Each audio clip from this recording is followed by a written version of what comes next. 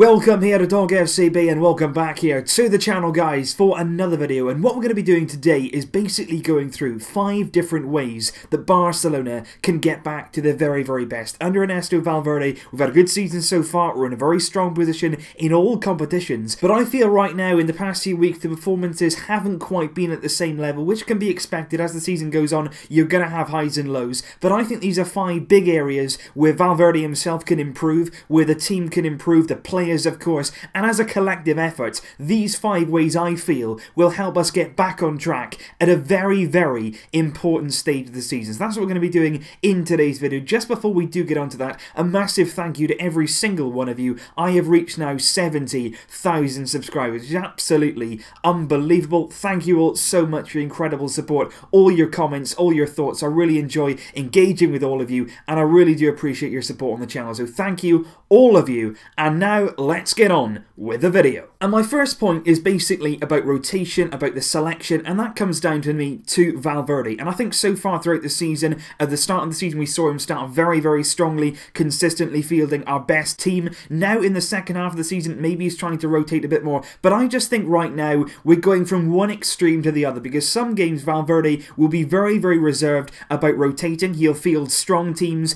Even if we played a lot of games in one time, he'll still play the same sort of players. We'll still see the likes of Iniesta out there, but then in the next game we'll make wholesale changes, and there'll be a lot of different changes with no real cohesion between any of them, and we find ourselves coming unstuck. And I personally believe, with the situation that we're in right now, we need to start as strongly as we possibly can in games. I think we should be trying to field a strong team. Obviously at times we're going to have to rotate a lot more. That's understandable. In some games you've got to really rotate, but I think in the majority of games we have got to be starting the game with roughly our best starting lineup, simply because what you can do then is you can start the game well, you can get on the front foot, you can go ahead in the game, and I think we need to make a much more of an effort to get ourselves in a winning position, and then later on you can rotate, because it's no different. You know, you can start the game with your strongest team, but that doesn't mean that nobody can be rested, because of course you can bring players off. If you're winning, you can certainly rest players as the game goes on, because you look at games, you know, the 1-1 against Espanyol, for example, Messi, Alba, Roberto, Rakitic were all left on the bench for that game, and then you look at the players who were out there who didn't play well enough. On the kind of occasion it didn't really happen for us, and then what did we have to do? We had to bring on Messi, we had to bring on Alba, we had to bring on Roberto, and we ended up chasing the game, and in the end we dropped points, and we still had to bring the likes of Messi, Alba, Roberto off the bench, who weren't even given a full rest. So you've got to think after that, is it really worth leaving them on the bench, then having to bring them on, trying to chase the game? Maybe we could have just started with them, started in a good way, not let Espanyol come into the game, and then later on maybe you could have rested them in the same sort of situation. And I think very similar things happened at home against Alaves. Roberto and Alba once again left on the bench, and then early in the second half we're already 1-0 down, we're chasing the game, we've got to bring them on again. Why didn't we just start with a good team, and then you can worry about the rotations later and bring players off as the game goes on? Because I think if you bring players on at the start of the second half when you're chasing a game, it could actually use up more energy and cause more fatigue than it would have if they'd started, had an easier game, got in the lead, and then they were taken off. So I think, to be honest, we need to start with a fairly strong team, get yourself ahead in the game, and then you can think about the changes you want to make. We should look to kill the game as early as we possibly can in order to give us the best chance of making those changes. And that also brings me on to my second point. And this for me is one of our biggest problems right now. We have to start, we really do have to start games with more intensity. We have to start looking to score goals, to create chances in the first half of games. It's a very, very big problem for us right now, because for me, we're not starting games well enough, we're not causing the opposition problems, and we're not creating enough chances from the very start in matches at the Camp Nou, away from home. We're just not doing it, and we're seeing teams like Alaves, like Getafe, coming to the Camp Nou where they should be afraid. They should really fear us, they should be worried about what we're going to do. They're not doing that because simply we're not threatening. We're not threatening them enough from the start. We're giving them far too much respect, and as the game goes on, these teams like Alaves, like Getafe, they're gaining in confidence. They're thinking, Barcelona haven't come at us yet, they've not really thrown anything to us, we can actually do this. And you're seeing smaller sides come to the Camp Nou and actually get some belief that we're handing to them on a plate. And for me, in the first half of games right now, it's too slow, it's too laboured, we're not having enough shots, we're not creating enough clear-cut opportunities, and you've only got to look at the stats which absolutely back up these claims. No shot on target in the first half against Getafe, no shot on target in the first half against Espanyol in the 1-1 draw in La Liga, no shot on on target in the first half against Valencia in the Copa del Rey semi-final first leg. That's 3 successive games there in different competitions, in different scenarios, not a single shot on target. And following our 0-0 draw against Getafe, that's now 4 successive league matches where we failed to score in the first half. And in fact, we've actually had no first half goal in 6 of our last 7 games in all competitions. And that's not good enough. I understand that we've been doing incredible things really in the second half of games. We've been wearing the opposition down, and then in the second half we've really been hitting them. But what happens if in the second half against Getafe, like we saw, it doesn't happen? You leave yourself open if you're consistently waiting until the second half. Not only then are you not able to make any changes, because that's the half where you do your damage, but you also sometimes have to chase the game, you find yourself behind, and it's very, very difficult to keep repeating those performances solely in the second half of games. So for me, we really do have to start coming out quickly, coming out the block, start as you mean to go on, and starting the game with a lot more encouragement. We have to perform in the first half more often. And also, my third point would be based around those sort of lines. I think we desperately need to start moving the ball quicker, we need to show a lot more intensity, and I think right now, our passing on the ball at times, at home, in games against Getafe and Alaves,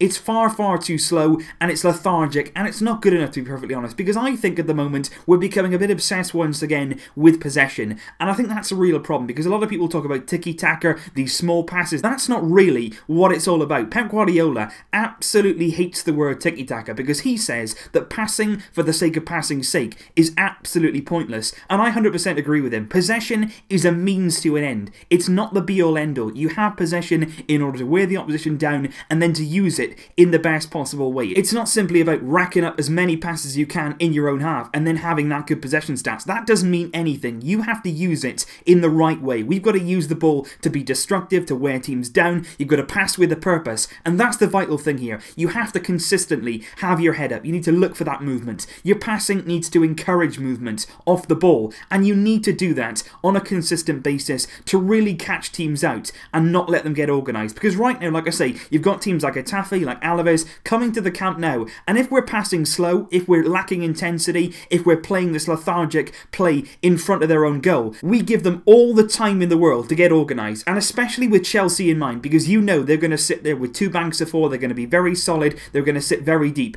and if we move the ball slowly, we're going to give them all the time in the world to get their organisation correct, to get in the right positions, to have a breather. We cannot let them do that. We've got to move the ball quicker, we've got to be more decisive, we've got to move and encourage the movement, encourage runs off the ball, and you've got to find those runs. That's so key. We cannot afford against Chelsea to be moving the ball slowly, to be allowing them time to get into their areas. We have to be absolutely relentless when it comes to spacing these teams. We can't give them a single second to get themselves organised, to think about things in a bit more detail. We've got to hit them, and hit them very, very hard indeed, with incisive passing, with crisp passing. You think about those triangles. That's the important thing. Getting that movement, encouraging runs in behind, and then finding them. You can break these teams down, but you're not going to do it moving the ball slowly and without intensity. And my fourth point here would be based around formation and positions, and in particular looking at the arrivals of Coutinho and Dembele, because I think it's really important that both of those two find a position where they can give the team everything that we want them to, because obviously Coutinho can't play Champions League football this season, but I still think it's really important to find a specific role for Coutinho in the team,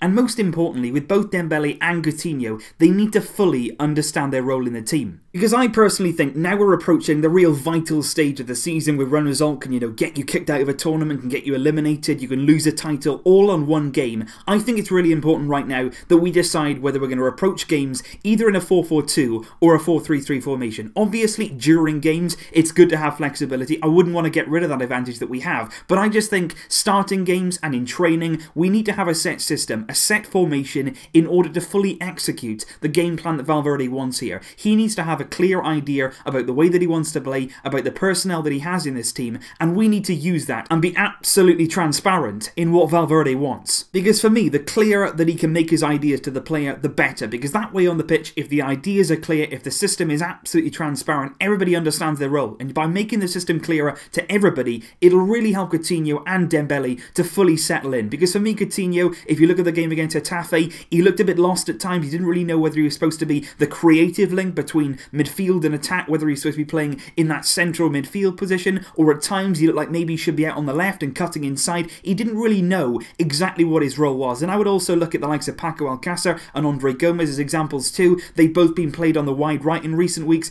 and I don't feel in those times that either of them really understood what they were supposed to be doing out there. They didn't really fully understand what their role to the team was, and I think that's what needs addressing. You need every single player, especially when you're looking to win the Champions League against real elite teams and elite coaches. You need to have every single player singing from the same hymn sheet. They need to know their roles down to a T, and they need to be able to execute them in any minute of the game. And I think if we can address that, if we can get us more organised and more structured in our formation and our system, it'll help Dembele and Coutinho gel into this team, and we'll see the best out of those two, which for me is absolutely vital.